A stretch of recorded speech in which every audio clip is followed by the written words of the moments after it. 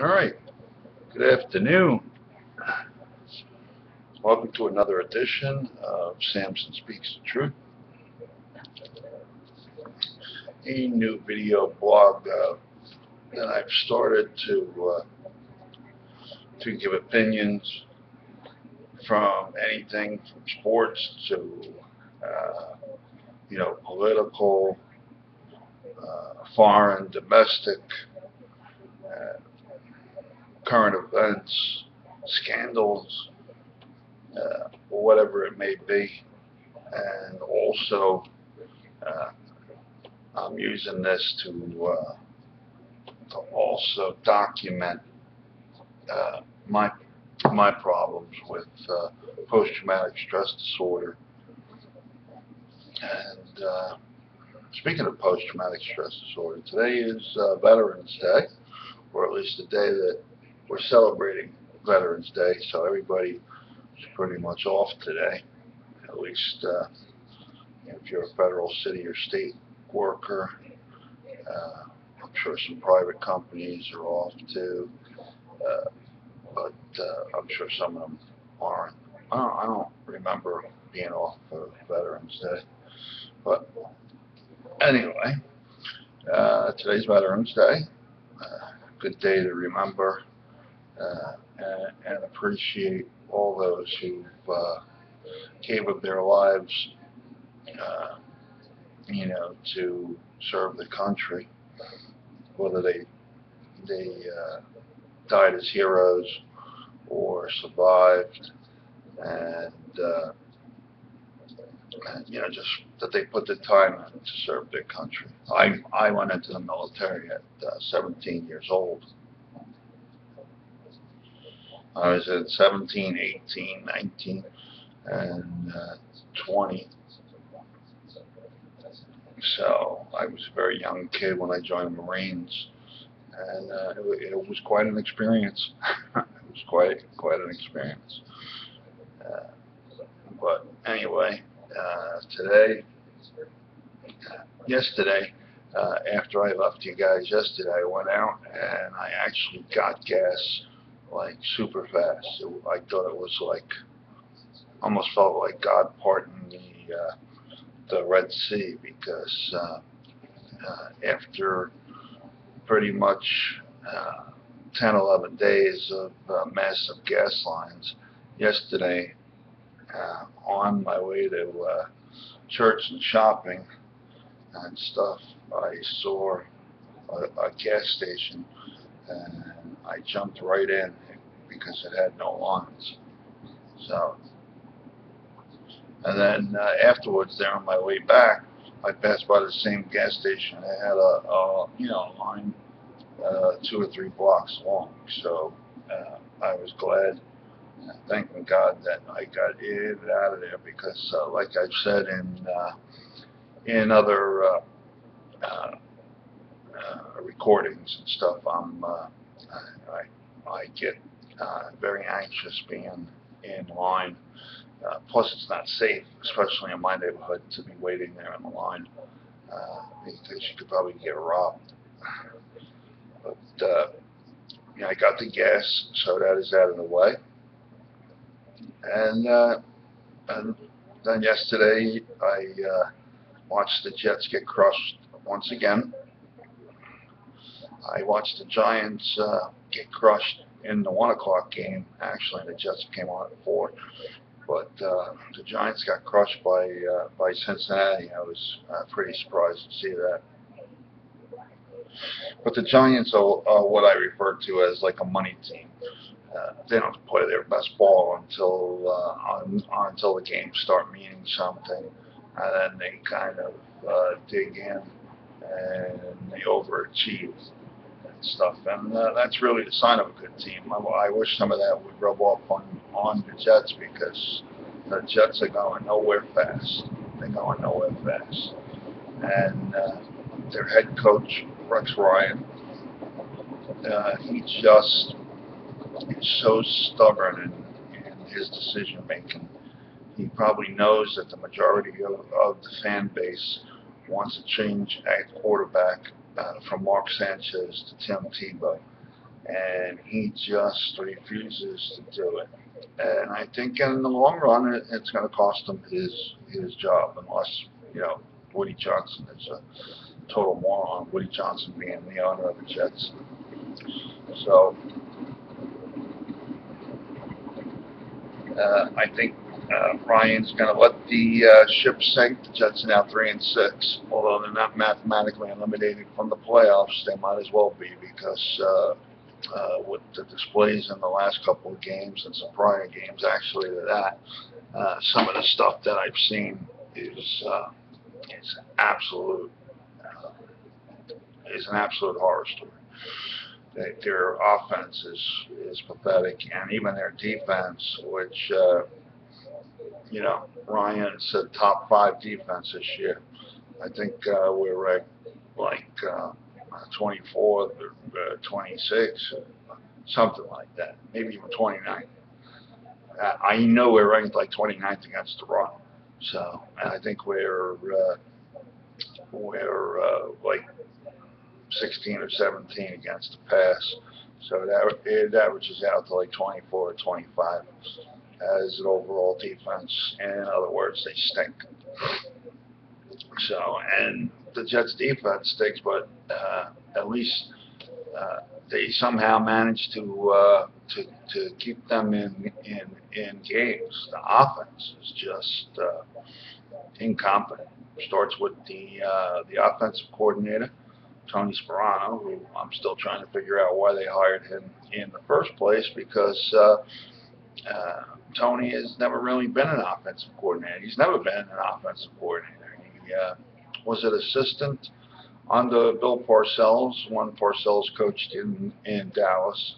And then when Parcells took over as president and CEO of the Dolphins and stuff, he brought Sparano along with him and made him the head coach. And he failed there.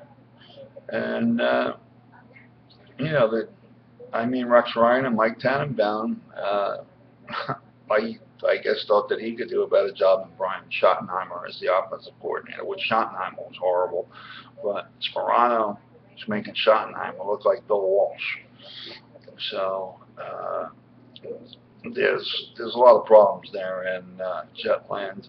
And to me, it revolves mainly around the general manager, who, in the Jets case, is the one that's responsible to provide the talent to be coached. And the talent that Mike Tannenbaum, the general manager, has supplied is by far below average. So, and that's being kind.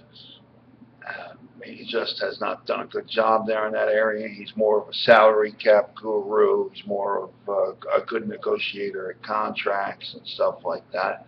But for some reason, Woody Johnson has allowed him to also reign over the scouting and talent evaluation department, and it has been an absolute nightmare. So, and then you have Rex Ryan, who guarantees Super Bowls and playoffs and all this stuff. Now he's coaching a 3-6 team. The rest of the way, it was supposed to be an easy schedule, but looking over the schedule, I don't really see too many easy teams. They have to go next week at St. Louis, so it's back-to-back road games. St. Louis is, while they're not a great team, they're an up-and-coming team. They have a good defense. They gave San Francisco, they tied San Francisco yesterday, the first tie in the NFL since, I think, 2008. And they tied San Francisco, who the Jets got blown out by.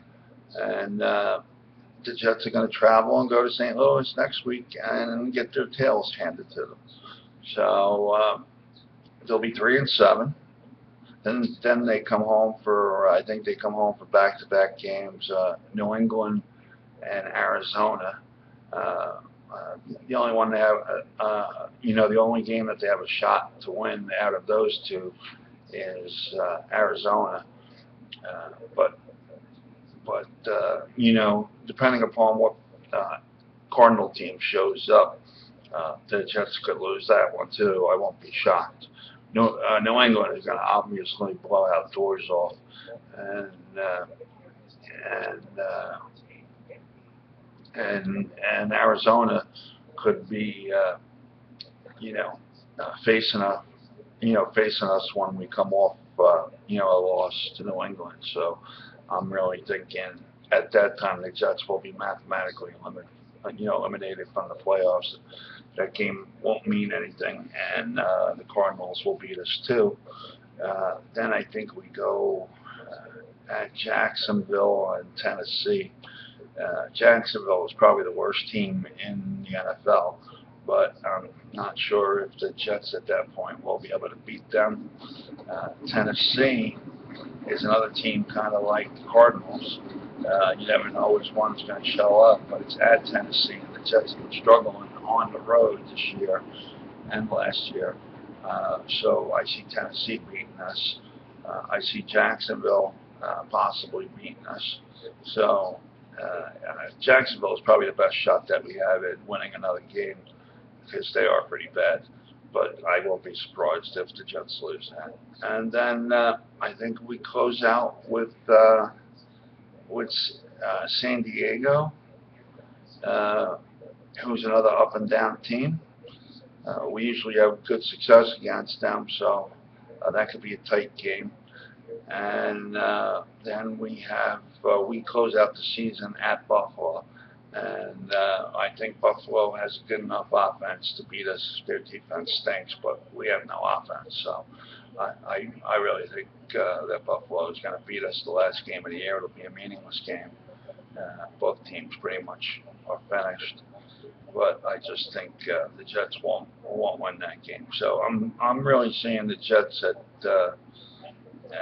4-12, 5-11 at best, and that'll be it for the season for them. Hopefully, Rex Ryan is relieved of duty and fired, and we can get maybe Bill Cowher or John Gruden or something like that. But that's my take on the Jets this week.